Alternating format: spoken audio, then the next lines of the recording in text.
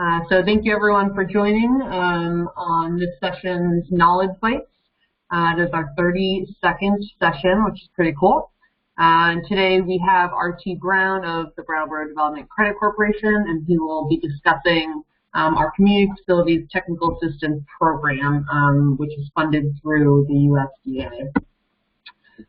Again, for those who don't know, the goal of Knowledge Bites is to give a high-level introduction to programs, resources, and tools around economic and workforce development. Again, we'll spend about 20 minutes on presentation with 10 minutes of Q&A. However, since it's a small crowd, feel free to interrupt RT. And please keep in mind that we archive all of these, so this will be archived on that website that you see at the bottom. And so if you are wanting to share with anyone that didn't get a chance to sign on today, that would be the place you can get it. So let me just switch over to RT here, and we'll get started. Great. Sarah, can you hear me? I just want to make sure my audio is working. Okay. All right. Can you see my screen? Yeah, looks good. Okay. Thank you. Well, thanks for the intro, Sarah. It's pretty cool that you've done 32 of these. That's awesome. So, since there's only a few of us, why don't we just take a minute to just do a few introductions. I think I know the folks on the webinar, but I more specifically would like to understand if you're able to share, and if you've done a little bit of research into the Community Facilities Program prior to this, if what kinds of project you've got bounce around in your heads to consider. So Gary, how about you? And I know we spoke about a week and a half ago. I just was curious if there's anything else that might have bumped onto your radar.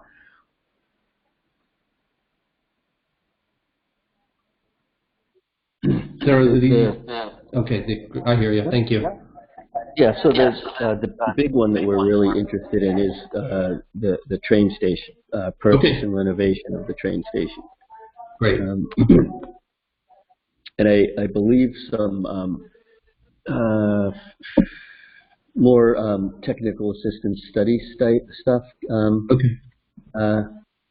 We're also potentials with a couple of Okay, great. I'll cover how to sort of get that kicked off. Great. And Jim, I think and I'll have to double check this, but I think technically the program, or at least our technical assistance grant, is focused on Windham County, but we work so closely together. I can't imagine that if there's some way that we can be helpful and provide any guidance or insights that we wouldn't do that. But are there any specific projects in Bennington County that you folks are thinking about? RT, none at this time, but always having lots of big projects rolling through my mind. So learning is always a good thing. Awesome. All right. Thanks for joining today. Okay. Well, I'm gonna kick things off here. Again, as Sarah said, we're going to talk about the Community Facility Technical Assistance Program, and this is a USDA program. Thus the logo in the right-hand corner.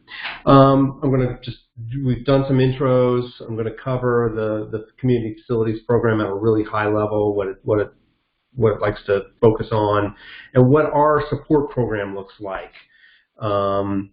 I'm going to go over some examples that the USDA puts on their, basically their brochure, and then we dug a little bit deeper and found some examples of actual funded projects in Windham and Bennington County, or Addison County, I should say.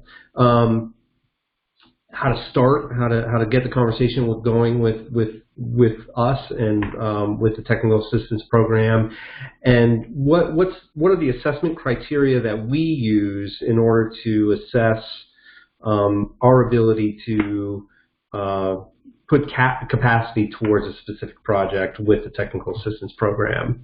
And then we'll open it up to conversation and any questions, and we'll go from there. So what is the community facilities program and what does it do? It essentially helps to develop an essential community facility that provides an essential service to the local community for the orderly development of the community in a primarily rural area, and does not include private, commercial, or business undertakings. And I've included the link there, and I'm happy to send these slides to you if you'd like.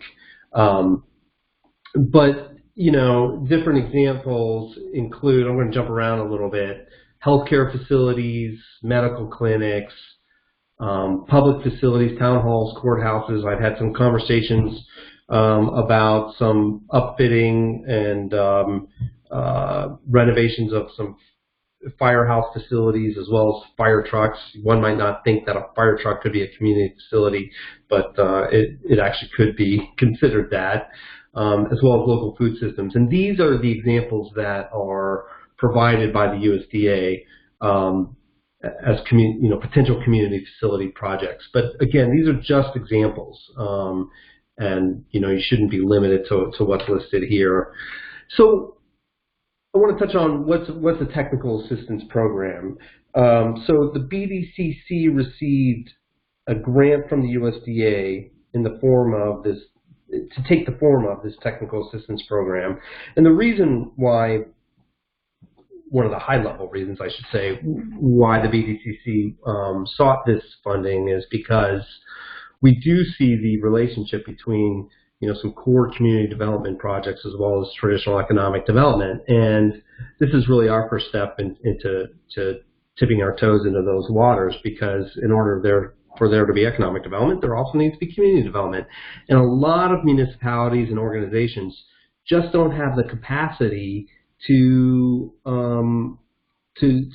go after these types of funding opportunities, because a lot of expertise is needed, a lot of forms need to be filled out, from applications to permitting, and a lot of municipalities and community type of projects are volunteer led, and it's just very difficult for them to execute on these types of projects. So we went after this funding to help provide support to those types of organizations and projects.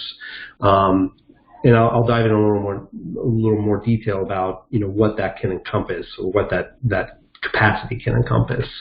I've already touched on the examples, but then I'd like to dive into some actual examples. And again, I've included the link that has these listed, and the link that you see at the bottom there is it lists all the community facility projects funded by the USDA. Let me back up. It's actually more than community facilities, but in the state of Vermont, USDA funded projects, and then you can sort of glance through that to find the community facility grant as well as the community facility loan projects in various counties. So you can see I put these two together because you can see the range in dollar amounts.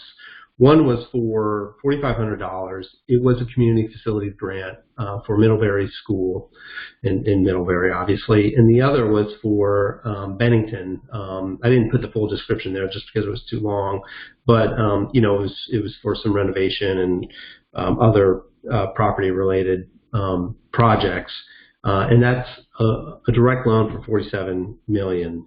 So that's quite a difference. Over here on this side of the state, the Brattleboro Women's Community Center received a direct loan, but also a grant. And the grants I'll touch on a bit more, but the grants are challenging because of a number of elements. It's driven by census tract, and the funds are actually very, very limited. So when I go out and talk to people, grants can certainly be part of the conversation, but the real opportunity lies in potentially leveraging a little bit of a grant, because that's all that's on multi-$100,000 project or multi-million-dollar project, the grant can maybe help with some planning and some other needs, but it's really not going to be the transformative funds for a particular project. And here's another example in Rockingham. It's a $1.5 million community facility direct loan to the Southeast Vermont Transit Corporation. Again, this is, I wanted to include this example because it's not only leveraging the community facilities grant for, $7,700, but it's also paired with a USDA Economic Impact Initiative grant. So it doesn't have to be paired with necessarily a community facility direct loan. So those were, I just wanted to provide some real examples that have happened here in our state. So the grants within the community facilities program, you've got grants and you've got loans. You've got direct loans, but then you also have, and I didn't include it as a bullet, so I'll speak to it. You have USDA-backed loans through a primary lender, but the grants.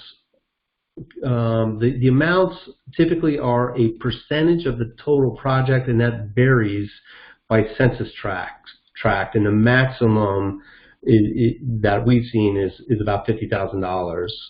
And as you can see with the Bennington College example, there's a lot of funding, and from what I understand from the folks at USDA, there's a lot of funding that's available from the loan perspective.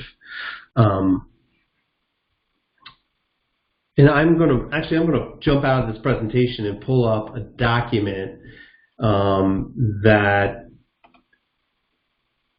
shows you the community facility grant eligibility percentage of total project.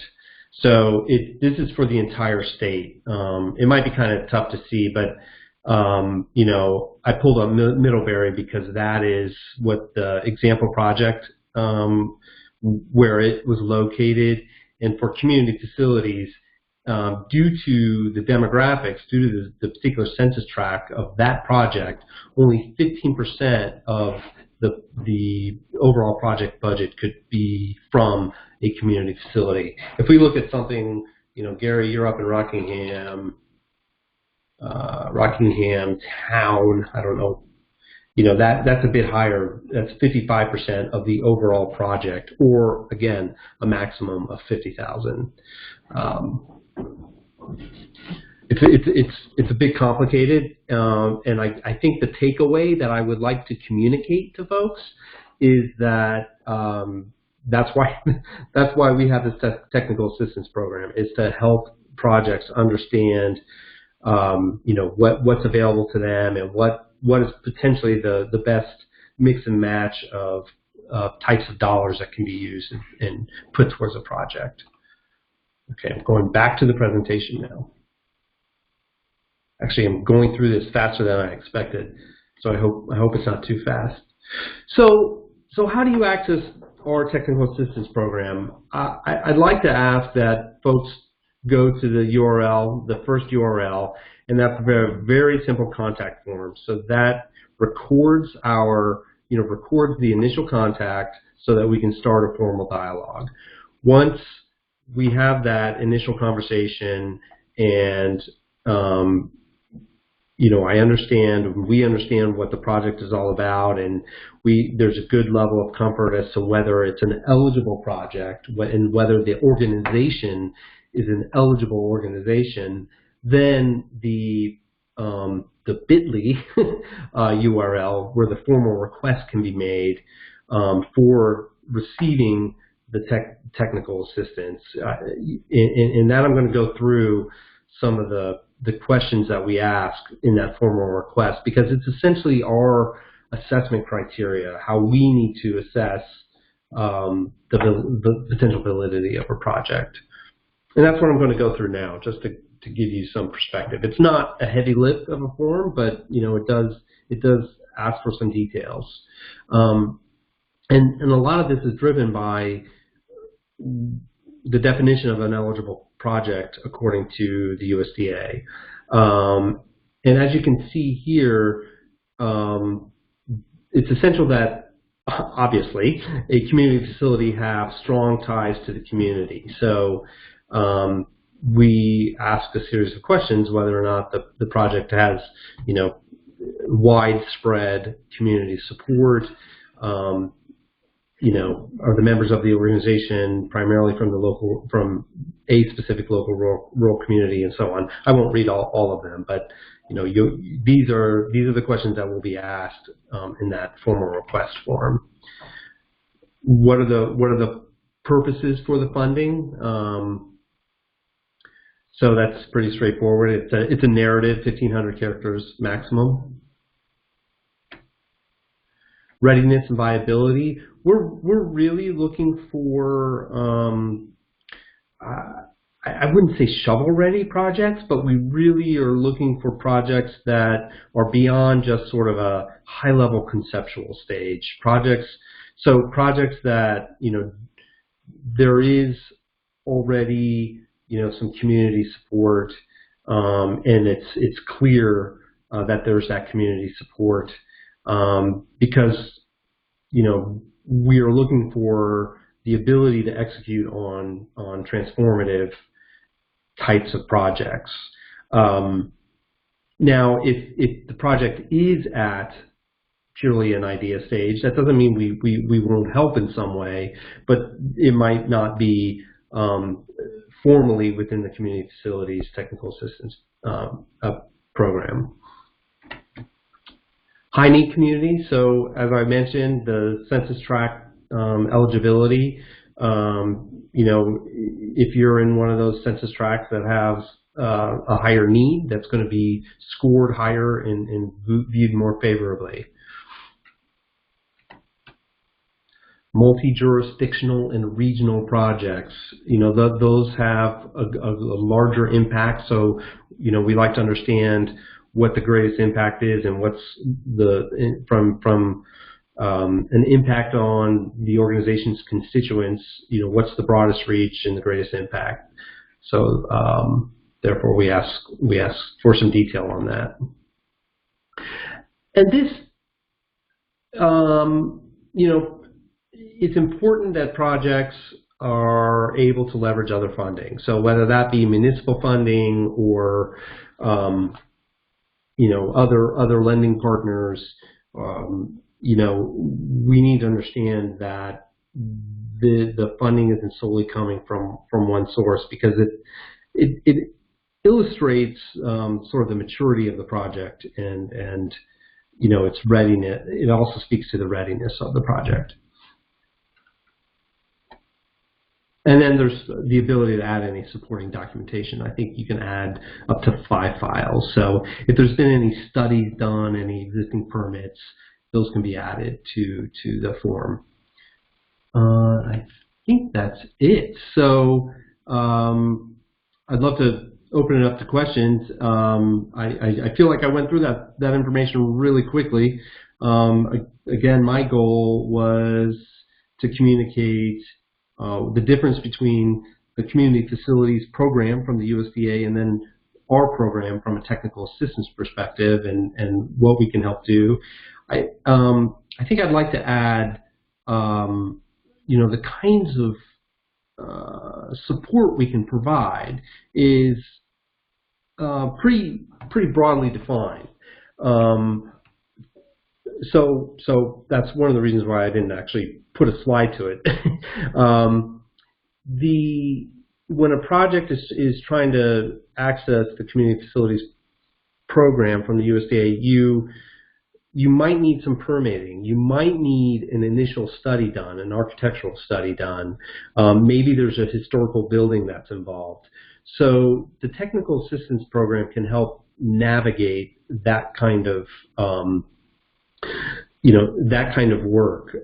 It's also, if the project needs some project management in order for it to get from point A to point B, there's the possibility that funds can be allocated to a project to get it through its initial scoping and project planning, so that it's ready to apply for either the community facilities grant or the community facilities direct loan program. Or it could be simply helping to fill out the required documents for application to the program. So it's a pretty broad, when we say technical assistance support, it's a very broad scope of services. So you would complete that request form that I walked through, and then if it scored well enough and we were able to provide support, we would essentially draft an engagement agreement, which would have a scope of work so that both parties understand what services are going to be provided and what needs to be done. And it's not adversarial in any way. It's really just to understand what are the needs of the project, get that on paper so that all expectations on from both sides can be met appropriately. So I've been talking for a little while. If anybody has any questions, I'd love to try to tackle those. I'm not going to promise I have the answers, but again, in the spirit of the mission of this program, if I don't have the answers, I will endeavor to get those answers either internally here at the BDCC or directly from the USDA. Okay, anybody have any questions? Be sure to unmute yourself, Jim or Gary, because I have you muted. So if you want to ask any questions, be sure to just unmute yourself. Yeah, so can you hear me? Am I unmuted? Yes. Okay, Gary here, and the question I have would be how to show support, community support for a very narrow community facility, which would be a training center for workers. And it's that SEDS project, the Thin Film Vacuum Coating Training Center. Yeah. Mm-hmm. So that, does that qualify? It's looking to serve, high school graduates with the basics to get a job in thin film vacuum coating, and to provide upskills for existing employees in some of the 4 local companies that do that thin film vacuum coating. And there's courses that Vermont College at Randolph Technical School has taken on in administration and has them in their course guides and gives credits for them. But fitting up the facility with the equipment is where. So I guess that's a question. Would the equipment in a training center be considered a community facility? If I go back to some of those examples, the first example was that Addison County example, or in Middlebury, which is part of a school. At first glance, if you will, I don't see why not. I know this is a nonprofit endeavor. It's a training program or potentially facility. So, from an eligibility perspective, I believe so. To your first question about how do you show overall community support, I think if the nonprofit has a board of directors, a statement or some sort of document showing unanimous support would be one way. If the town is Gary, I'm honestly just pulling stuff out of the air here. So sure, yeah. Let's say the town is providing a location for the initial phase of the project. So that would show support from the town, and I would imagine. I shouldn't make any assumptions, but my guess would be that some sort of demand study has been done on some level to articulate the need. Interesting. Who would the constituents be within the community? So that is maybe another potential source of support. But I'd be happy to brainstorm a bit more about that and have. Okay. Yeah, so it seems like like maybe the high school, like the constituent organizations, but if there's not a demand study, maybe that would be a first step for the to request from the and whether that demand study would be an eligible technical assistance, to that whether or not this program would be able to help with that, I'm not sure. So I would do a little research on that. Okay, thank you. Yeah. RT, I got a couple quick questions. Sure. Is there a technical assistant in Bennington County? It sounds like you're restricted in your role to just Windham County. That is correct from my understanding, and I don't believe there was a technical assistance grant awarded to someone in Bennington County. And Jim, like I said at the top of the conversation, I can't imagine that if there were a project, that you wanted to bounce around, that we couldn't engage with the USDA and myself and really sort of try to Oh, I appreciate that. I very much appreciate that. The second question is, any sense of the interest rate on the loan amount and how competitive is it with current bank rates, basically? Yeah, good question. I've been accompanying John Michael Muse on a few initial meetings with some organizations over here, and he's been asked that question. I can't quote you the exact rate, but the answer that I remember him providing is that it's pretty competitive. I think it's pretty competitive with commercial rates. So probably in the 5 range for the direct loan. Yeah. But the purpose is to be able to fund projects that wouldn't be able to access traditional capital funding. I don't know that that's the sole mission of the program. These projects. I don't think, for example, a project would be denied a community facility direct loan if it was part of the quote unquote capital stack. I can look into that, but I have not read anything that this is gap financing. Okay. So I'll confirm that for you. Yeah, great. That's my question. So thank you. Okay, great. Anybody? Any other questions? Well, I'll just close with thank you for joining us on the 30-second Knowledge Bites webinar. I'm sure Sarah will wrap up, but my contact information is on the screen there. Give me a call if you have any questions, and really it's my job to try to facilitate answers to those questions and try to push these projects forward. So thank you. Great. Thank you so much, RT. And really all I need to do to finish up is mention that this is all archived at this website on your screen. I don't know if we're going to be continuing Knowledge Bites. It really depends on where we go from here, because the USDA grant that has been funding these comes to a close. But we realize that they do provide a lot of great information, so we're definitely going to reassess, seeing if we can continue these. But thank you everyone for joining, and we'll see you out there until then.